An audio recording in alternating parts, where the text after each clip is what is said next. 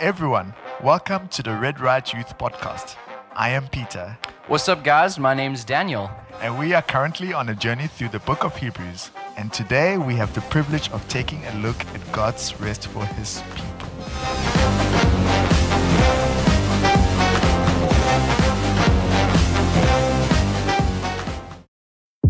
Pretty exciting and interesting topic.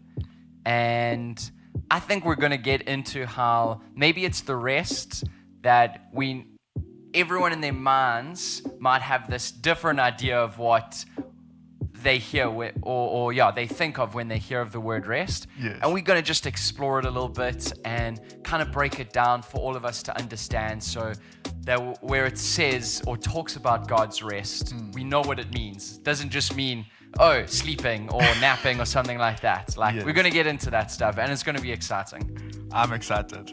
So let's dive right in. So, as Daniel said, we're not going to be talking about the importance of taking a break. Although It is good.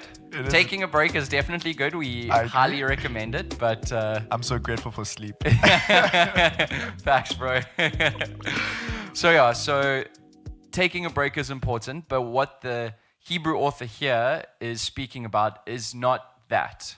Yes. And we're going to dive into that. Hey, Pete? Absolutely. Sweet. It is another kind of rest. It is a rest that we who have believed in Jesus enjoy now. And it is also a rest that is still yet to be realized. It's the now and still to come. Oh, nice. The now and not yet, eh? Amen. And any person who wants to access that rest that God provides can access it by faith in Jesus. That's really good. So the writer wants his readers to give thought to this story of the Israelites who, after being rescued out of slavery in Egypt, failed to enter into God's rest. That's what this section of Hebrews 3 is exploring. It's exploring, he highlights Psalms 95, which is a passage we're going to be talking about a lot in this podcast, and the story of the Israelites, which finds itself in the story, you can go and read it in Exodus and Leviticus and Numbers and Deuteronomy, but particularly the story is found in the book of Numbers. I can't remember what chapter it is, but you can go and take a look at it in your own time. And their failure to enter, we're going to be looking at their failure to enter God's rest, and their failure to enter it was not a miscalculation on God's part, or it was not even a failure on God's part to keep His promises. They failed to enter into God's rest because of willful unbelief and disobedience to God, and failing to believe that God could keep His promises to them. That's quite a statement. Yes, it was a mouthful. But Yes. But the question worth asking is, what is this rest that God promised His people? The answer is that God had promised to give His people their own land. That is what He meant when He says, I'm going to give you rest. Yeah. He wanted to give them a land that was flowing with milk and honey. So when He rescued them out of Egypt, He was taking them out of slavery. So the first rest that we probably encounter to mirror us and us and them, because in Hebrews it says that we who have believed in Jesus enter into that rest. Yeah.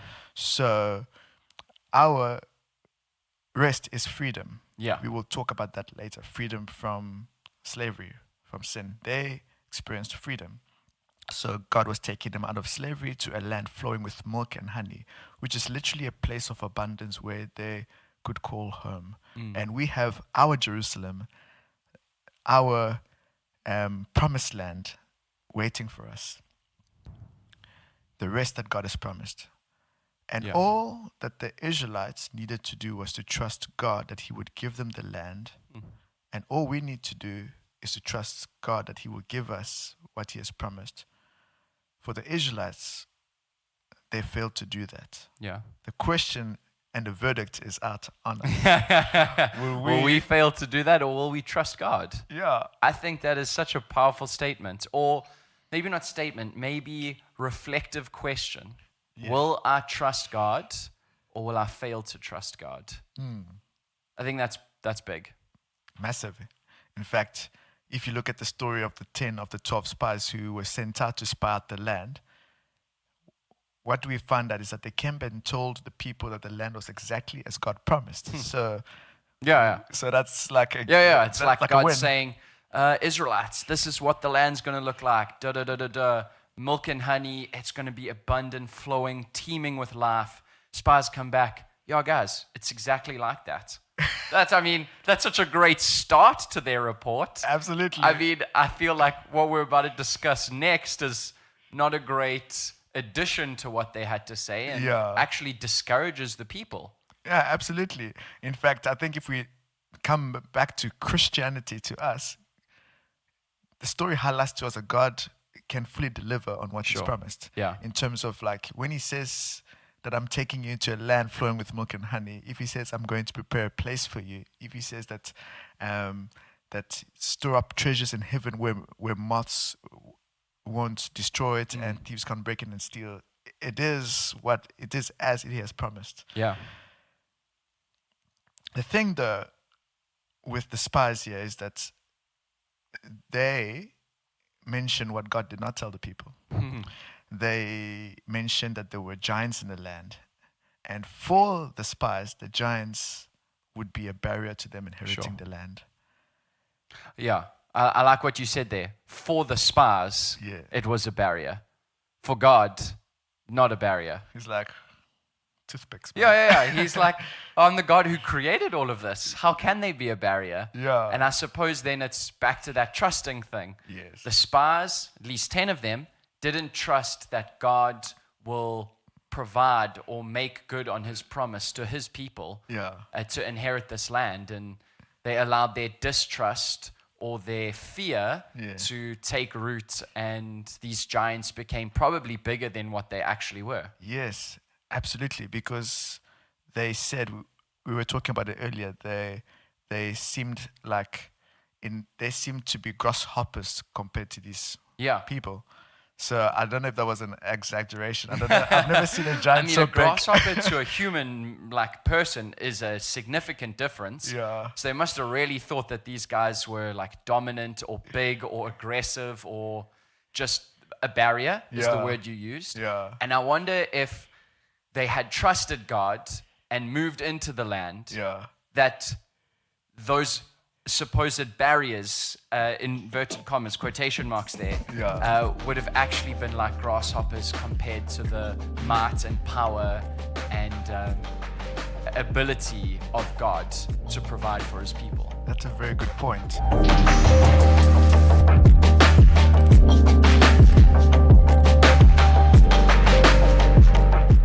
A flipped perspective. Yeah. You know, in God's eyes, these giants are grasshoppers to God. Yeah. It's not an exaggeration. Yeah. It's not like me coming to you and say, hey, I caught a fish. It's 10 centimeters long, but I make it look like it's 30 centimeters. Oh, man. Yeah. So, but in a way, it discouraged the people. Yeah, That was for the sure. thing. And guess what? The people were so discouraged by these 10 spies that they refused to go and take possession of the land. And guess what? They opted to go back to Egypt where they were once slaves. I mean, I'm not in their positions, but from my perspective, I would find that so difficult to go back into. Yeah. It must have been like these 10 spies must have really somehow convinced the people that they needed to be afraid. If the only possible solution was to go back to slavery. Like- Shows us the power of words. Eh? Yeah. Must have been like a proper sales pitch. Yeah. And I guess it was also the majority of the spies. Yeah, that's true. Only 10. 2 opted to see God's ability to provide, despite the bigness of these giants or obstacles. Yes, it's like in today's world, the majority vote wins. Yeah. If there's 12 experts and 10 experts say this way, Yeah. Or, it's like 9 out of 10 dentists recommend this toothpaste for your teeth Yeah. for a healthier, brighter smile. And it's like, well, I wonder what that one dentist said, why he didn't agree. Yeah. I mean, I'm not saying it's the same example, but it's like someone had a different opinion. And I think if the Israelites had listened Yes. properly, Yes. heartfully Yes. to Joshua and Caleb's opinion, Yes. well, not their opinion, what they saw as God's promises becoming realized, I wonder if they then would have been filled with faith to go and inherit the land, Yes. and we would see a different story. I mean, it's all in our imagination, our like creative thoughts. Yeah. But it makes you think like 2 trusted, 10 didn't trust. Yes. God, will I be one of those who trusts you for what it is that you're saying? Or will I listen to your word, your promises, but allow my circumstances to become bigger, more fearful, more frightening than what they actually are? I'm not making light of anyone's situation, Yeah. but I wholeheartedly believe that God is bigger no matter what it is that you are facing. Absolutely. And I think there's even an important lesson to learn there where sometimes we go with the majority, but the Hebrew writer quotes Psalm 95 and says, "Today, if you hear his voice, do not harden your Right. hearts." And the voice of God was speaking through the 2 spies. Yeah. Because the 2 spies says, if God delights in us, he will give us the land. Yeah, But the people refuse to hear that voice. yeah, And the majority is not always God's voice. sure. That's most of the time it isn't, right? Yeah. That's the story of every prophet. Yeah. They're one of the few to be speaking the truth, Yeah. and the rest of the nation is their hearts are hard or stubborn, Yes. and they're going a different way. Yeah. And I sometimes wonder, I know myself, I often will listen to the voice of the majority, the voice of the world, Yeah. not follow or be led by God, and Yes. find myself looking back at the fork in the road where I should have carried on being led by God, but I've gone Yes. different because I thought Yeah. it was better for me. Yes, because we did not know God's way. Yeah. What they said, these people are always going astray. Yeah. To go astray is to go the wrong way, Yeah. take the wrong route. Why? Because they did not know God's ways. And the question is, what is God's way Yeah. that they didn't know? Yeah. Man, this is a lot to ponder. That is amazing. Yeah. But we can look at these stories, Yeah. a story like that, particularly because we're focusing on that, and say that the Israelites were being dumb. Dumb is a strong word, right? Yeah. Because after all, the Israelites witnessed God part Right. the Red Sea before their eyes so that they could cross it on dry land. I mean, I haven't seen that happen. I haven't seen anyone part a sea. I mean, through CGI, maybe. Yeah. But I know it's fake. Moses, well, God through Moses, Yeah. the real deal there. Yeah. Parts the Red Sea. He goes on to provide manna and quail for his people. Absolutely. I mean, water comes out of a rock. Yes. It's like, again, not in the same shoes as them because we're 4,000 years later. Yeah. But it's like Israelites, like you can see God's faithfulness. Yeah. I wonder something must have been at their hearts, Yes. knowing like why it is that they couldn't believe, why their hearts were hardened in that moment, and they Yes. decided to turn back to their, Yes. to want to go back to their old master Yes. instead of relying on God's promises. Absolutely. Because no one in any generation after them Right? has ever seen the amount of miracles. So I don't know if there were maybe greater miracles according to people's opinion of when they read the scripture. Some might think, this miracle is greater. But talking about the frequency of Yeah. big miracles, Yeah. like I don't think any generation saw the amount of miracles that these Yeah. people saw.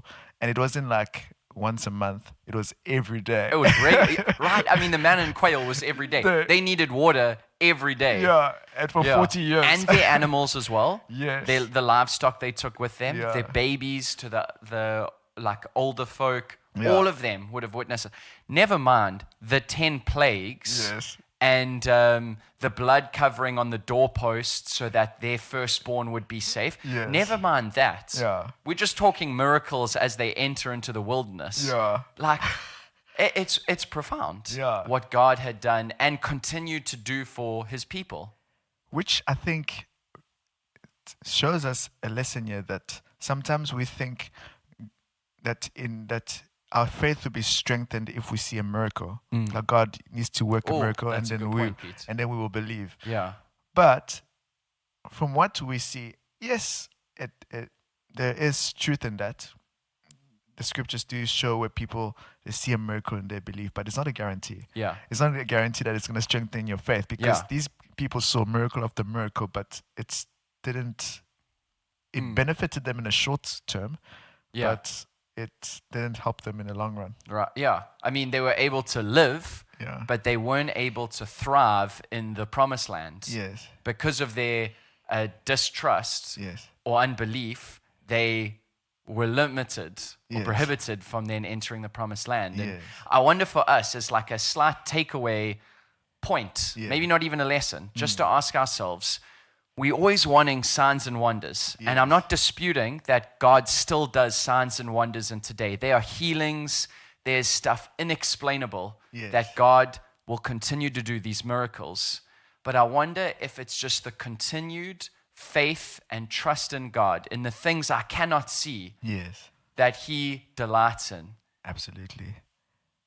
That's very, very true, because what does he say to Thomas at the end? You've seen and you have believed, Yeah, but blessed are those who have not seen but yet believe. believe, right. So I wonder what blessing is in store for Yeah. us. Yeah. I can't Interesting. So- For another time, I guess back to the Israelites and this rest that we're speaking about. Yes. They now were stopped from entering into this rest. Yes. And that was the case for 40 years, Yes. roughly. Yes. I think, I wonder at some point, did one of the fathers or the mothers sit down with their children and say to them, hey, my boy, my girl, we did not trust God at His words, Yeah. and we have been stopped from entering into that rest that was promised. Don't make the same mistake. Trust our Abba. Trust God. Yes. I'm sure conversations similar to that must have happened, because for 40 years they couldn't, and now this new generation comes to inherit the land there.